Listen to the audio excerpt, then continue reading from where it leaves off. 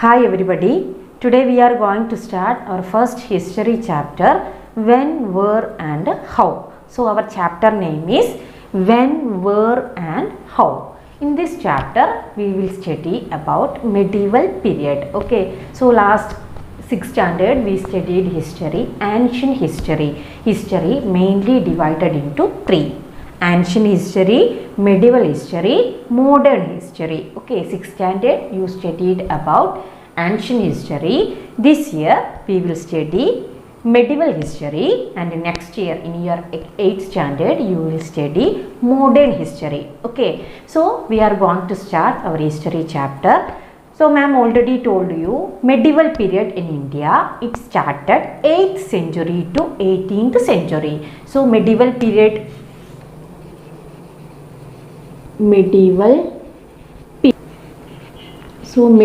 period started between 8th century, okay, 8th century to 18th century. This period is called medieval period. Okay, medieval period in India started in 8th century to 18th century. Okay, 8th century to 12th century is a transition period. Actually the period from 8th century to 12th century is a transition period. This period witnessed the rise and fall of many empires in the Indian subcontinent.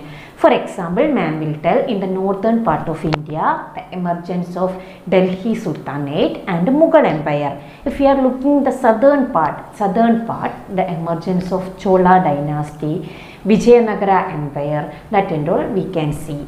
Okay, in medieval period, many changes, many transition happened, or many changes happened in the medieval period. Another thing we can tell, some movement emerged among Hinduism and Islam. For example, Bhakti movement, rise of Bhakti movement among Hindus and rise of Sufi movement among Islam. That is another change that happened in the medieval period. Then we learned in 6th standard, we studied about two religion, okay, Jainism and Buddhism. So during the time of medieval period, we can see a fall of these two religions, fall of Buddhism and Jainism. And now we are looking about the status of women. We can see a fall of status of women during the medieval period, and many changes, many new cities emerged during the medieval period. So these are the some changes or transition happened in the medieval period. Now we learned what are the changes happened in the medieval period, or what are the transition happened in the medieval period. Our next topic is about nomenclature. Nomenclature. In this topic we will study which are the term used for mention India, or India is known as different name. So what are the name India is called? Okay. Anyway children, India has one of the oldest cultural tradition in the world. So India has one of the oldest cultural tradition, continuing cultural tradition following in the world. Anyway, in the ancient time, India is referred as Jambu Deep. India is referred as Jambu Deepa.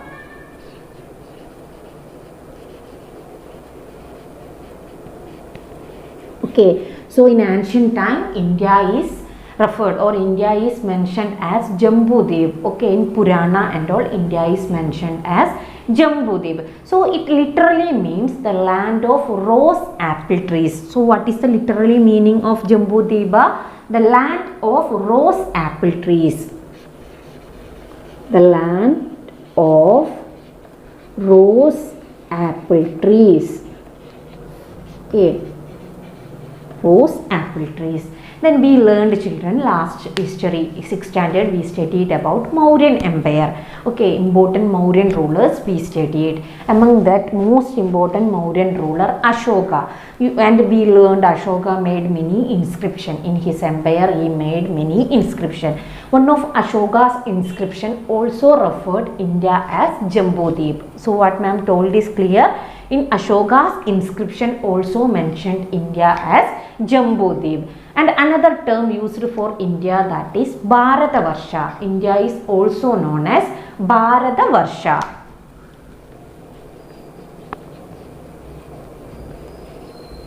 Bharatavarsha, another term used for India. In Rig Veda, Bharata refers to the main tribe which took part in the battle of 10 kings. Main tribes which took part in the battle of 10 kings, and the area inhabited by them, it was called Bharatavarsha. The area inhabited by these tribes, that is called Bharatavarsha. So that is another term used for mentioning India, Bharatavarsha. Now we will look which are the terms used by foreigners for mention India. In Avesta, India is known as Hepta Hindu. In Avesta, India is known as Hepta Hindu. Hepta Hindu. So what is Avesta means? Avesta means it is a sacred text of Zoroastrians. Okay, so many religions are there, you know, Hinduism, Jainism, Buddhism, Islam, Christianity, like that many religions are there. Zoroastrianism is one of the religion, and Avesta is the sacred book of Zoroastrians. Is it clear, children? So in this sacred book Avesta, it mentioned or it used India. In which name? India is termed as Hepta Hindu. Hepta Hindu, okay, which is equal to Rigveda Sapta Sindhu. In Rigveda, India is mentioned as which term? Rigveda, India is mentioned as Sapta Sindhu. Okay, Sapta Sindhu. Avesta mentioned India is Hepta Hindu. It is equivalent to the Rigveda. Okay, it is equal to Rigvedic term Sapta Sindhu. It is equivalent to the Rigvedic term Sapta Sindhu. And India is also known as another term Aryavarta. Another term used for refer India, that is Aryavarta. Aryavarta. Actually, this Aryavarta, it comprises the region Gangatic plain. Okay, all the region comprising Gangatic plain. Okay, Gangatic plain. So that region is mainly mentioned in Aryavarta. Okay, the term Aryavarta mainly that is used for mentioning India, and this area is mainly which region of the India is mentioned as Aryavarta? The area beyond Gangatic plain. I think it is clear. Now ma'am told which are the term used by foreigners. One thing ma'am told Avesta or Zoroastrian sacred textbook, it mentioned as Hepta Hindu. Another one, Persian Sasanian inscription. Persian Sasanian inscription, they used this term, okay, describe India. From this word Hindustan, you can see that many alphabet is missing. Okay, from this term Hindustan, the word Hindustan is derived.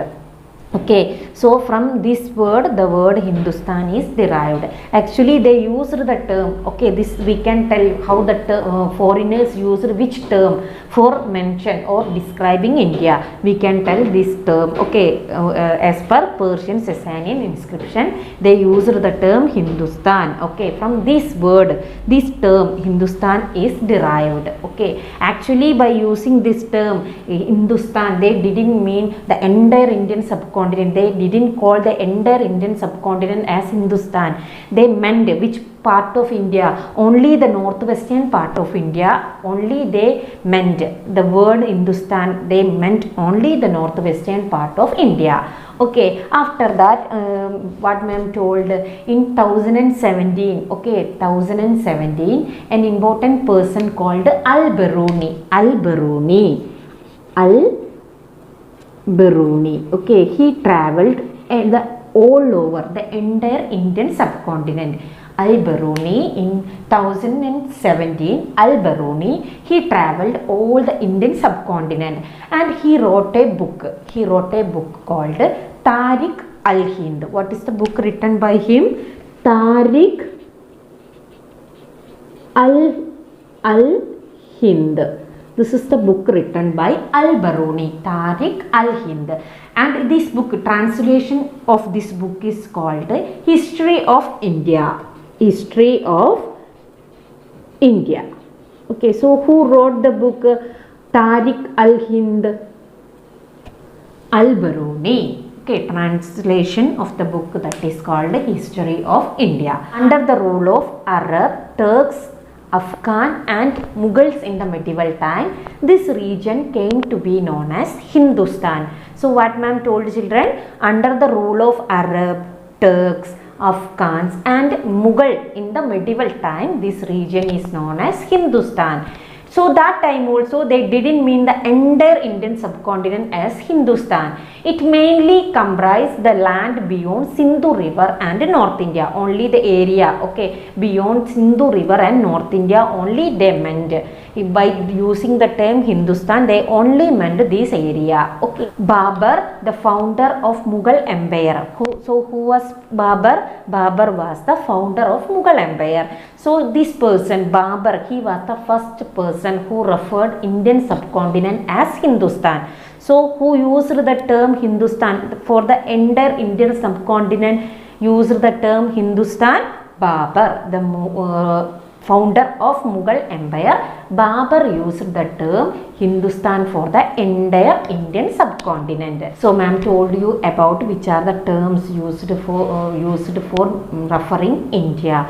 First ma'am told Jambu Deepa. Jambu Deepa is the ancient name used for India. Then ma'am told Bharata Varsha. In Avesta, India is referred as Hepta Hindu. It is equivalent to the term used in Rig Veda. Rig Veda mainly used the term Sapta Sindhu. So Hepta Hindu used in Avesta, that is equivalent to the term used in Rig Veda, Sapta Sindhu. Then ma'am told another term that is used, Aryavarta. Aryavarta, that mainly comprised which region? Gangatic plain. Then ma'am told about foreigners, how the foreigners used the term, which term used by the foreigners to refer India. Ma'am told about Persian Sasanian inscription. In this, which term is used? This term Hindustan. Okay, from this term Hindustan is derived.